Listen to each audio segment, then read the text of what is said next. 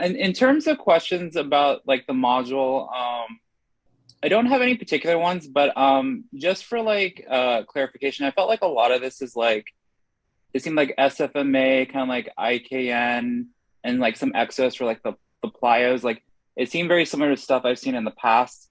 Is that kind of like where you got like a lot of like the background for some of the sections? Totally. Yeah. I always tell people all knowledge is shared, right? So as a PT, I've been working for 12 years. You've named at least three of the companies that I've kind of learned from.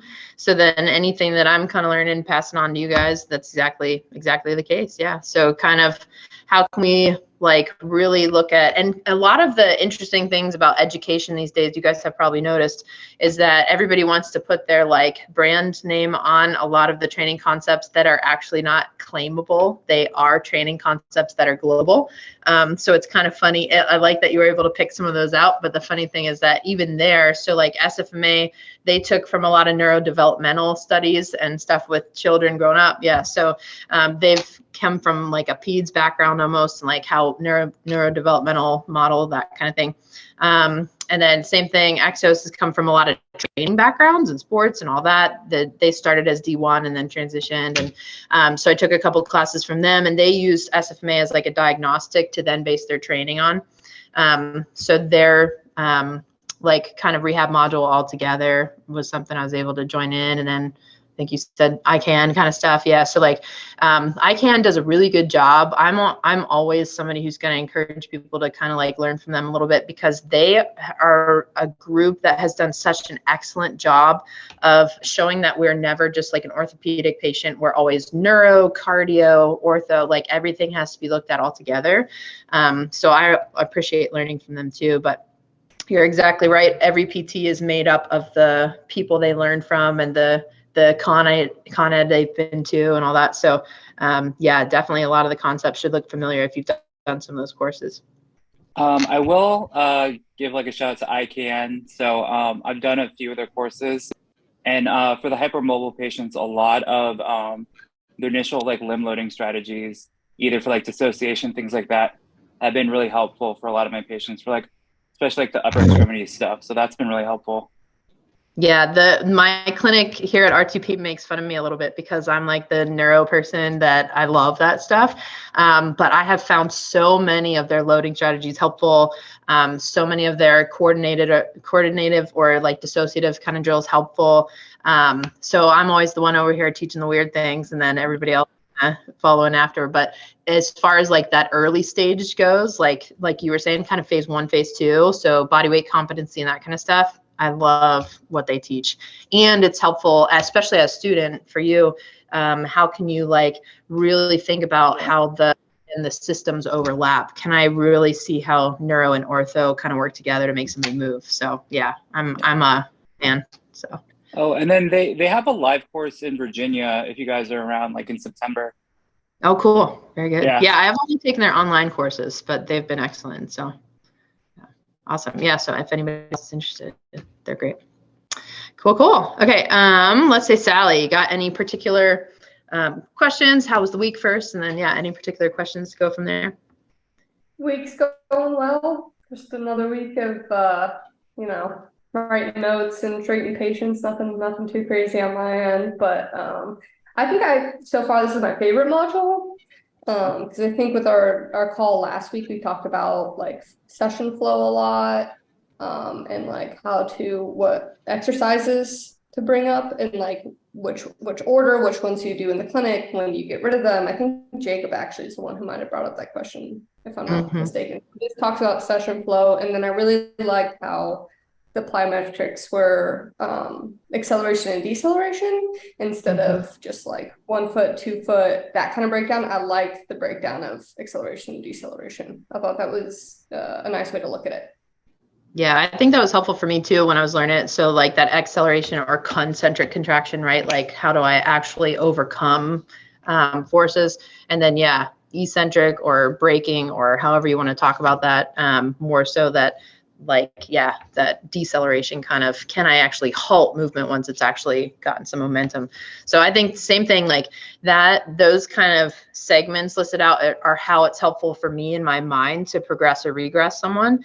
And then you have all those other options, like you're saying, or like I kind of think of them as emphasis, which is why I wrote it that way. I want to emphasize vertical or horizontal. I want to emphasize single leg or double. I want to emphasize springiness versus more compliant for muscle or tendon, you know, so like there's so many different ways to progress. But if you have a foundational progression and then you say, hey, based on this patient and where they're at, I have like an emphasis then. So it's helpful to kind of like start choosing plyometrics logically rather than just kind of like, that's a plyo, that's a plyo, that's a plyo, let's try them all. So it was helpful to me too. Yeah, I like, because I feel like we often go, they have to be double leg before single leg, but I think there's so many patients who are really good at the force producing and they can do that double or single leg, but it's that eccentric, that slowing down, that cut that needs to be more divided up than like single and double leg, because they can excel so well, but that ability to slow down and cut is more of the focus. So yeah, I liked the different point of views of breaking down the plyometrics. Awesome. Yeah. And it's fun too, because then you start breaking it down to a sport level as well. So you're thinking about like, do they need more rotational kind of capacity versus frontal plane or sagittal? Like all those different emphases. The best thing that we'll do in module 4 is we're talking about the patient context.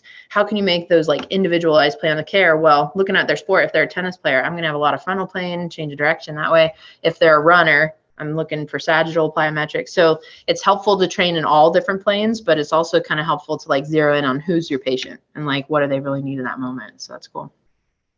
Awesome. Looks like you're next, Jim. So how's the week? And then any particular questions from the module or from training and stuff, or follow up with Mike's stuff?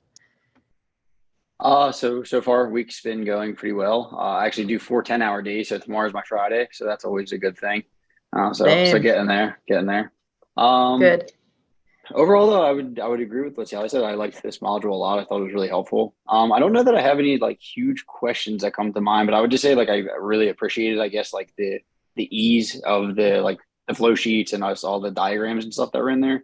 It was like very logical and easy to follow through, and like nice to say, okay, you're here. And then like even the video that you included as well, where you did like the whiteboard drawing with like you're here. Can you progress, or do you have to take a step or two back? So yeah, I guess not a huge question, but I thought that was just like really helpful and something that would be good to like come back to as well. Like if a question does arise with the patient in front of me, which as of this week, I haven't had that. So Perfect. Yeah, I think like progression regression is where some of us have like our biggest gaps. If I have to regress something, do I go like 5 steps back because I know that's easier, or can I literally just shift it enough that it's that much easier and now all of a sudden they can do it? Because you're always trying to find that entry point for training, right? Like they can do this, but they can't do that. And how small can you make those adjustments? And if you get really good at small adjustments, then you don't have to keep these like big gaps in regression progression. You can just kind of like little adjustments so that your patients keep climbing, keep progressing. So cool. I'm glad that whiteboard was helpful. We were doing that with students. So I'm glad very much. Organized. Yeah. Awesome. I think we've got Jake next. How's it going? How's the week? And it sounds like it's been a tough week, but any questions from the module or anything training wise? It's been pretty good. Yesterday was just like hellacious. I got offered a promotion in the clinic and in the company. And then on my way home from the clinic, my car decided to die in the middle of the street. So it's been like in the clinic today, I was like dealing with trying to get the car towed to a dealership, also treating patients, and it's been a nightmare, but I think we're good now. I was going to say, you made it home. Like, do what? You at least made it home, it looks like, so that's good. Yeah, luckily my stepmom and my sister were very clutch and brought me a car last night to like get me through everything. So that was very helpful. But good. That's good. In regards to like some of the training stuff, I got through like a little bit of it. And one thing that I really thought was interesting was like your concept on like that you kind of use this framework for progression regression with like the spinal stacking and things like that, because I've never really seen that model. And so I actually texted Mike about it. So I was like, have you like this it doesn't make as much sense in my head, like just looking at it initially, because I think I just haven't had enough time to like dive into it. But I think that it can be really helpful, and I'm like interested to kind of start trying to intertwine that with just some of the other progression and regression models that I utilize in the clinic and see how it can kind of interplay in. And yeah, and then just like the plyometric stuff, I think that's something that's been really helpful. And I love getting more exposure to different thought processes behind it, because there's so many people out there that are kind of pushing different, I guess, frameworks for how to think of plyometrics, and thinking about it through the sense of also like gas, brakes, and horsepower and some of that, and then intertwining kind of some of the other stuff that was in the module here, talking about like the 1-to-2, 2-to-1, 1-to-1. I think it's really cool to kind of just see the interplay of different frameworks kind of come to life. And I think you kind of alluded to that with like the IKN and the SFMA, and kind of intertwining it into your own narrative that kind of fits your thought process and what makes sense to you. So I'm kind of excited to add to the wheelhouse with all of this stuff too.